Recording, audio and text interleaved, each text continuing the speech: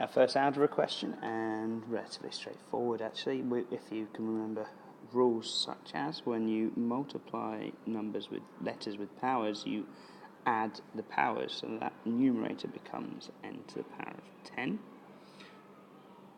We've still got to subtract or divide, by the denominator n to the power of 6, where we do 10 subtract 6 to get our final answer, n to the power of 4.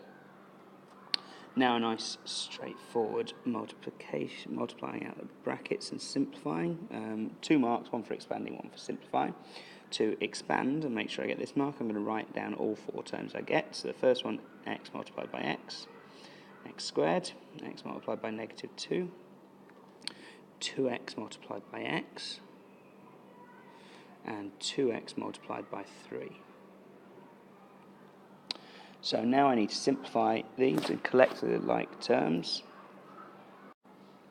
So the total number of x squareds we have is the single x squared here and 2 more x squareds there.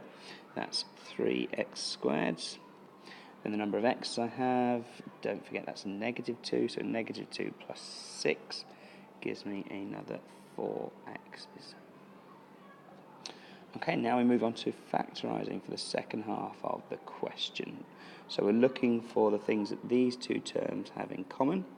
The only thing that those 2 terms have in common as a factor is 5. It goes into 5y like this. 5 times y gives you 5y, and it goes into negative 15 3 times. So I could just double check. 5 times y is 5y. 5 times negative 3 is negative 15. Great, so on to the final one. Still not too difficult, hopefully. Just treat these as 3 different parts of each term. So I need to find the highest common factor of the numbers. The highest common factor of 18 and 27 is 9. It does say factorise fully, so you need 9 and not 3 to get the full marks here. 3 is also a factor, but it's not the highest common factor. So 9 goes into it. Then looking at the a's, the highest we can take from there is a, that's in both terms, and from the b's we can't take b squared, but we can take a b, so that's the highest common factor of those 2 terms. Now 9ab, to get 18ab, all I need to do is times that by 2.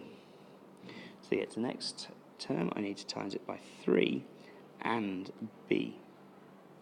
So just to double check, 9ab times 2 gets me 18ab, 9ab times 3b gets me 27ab squared. That is what I'm after.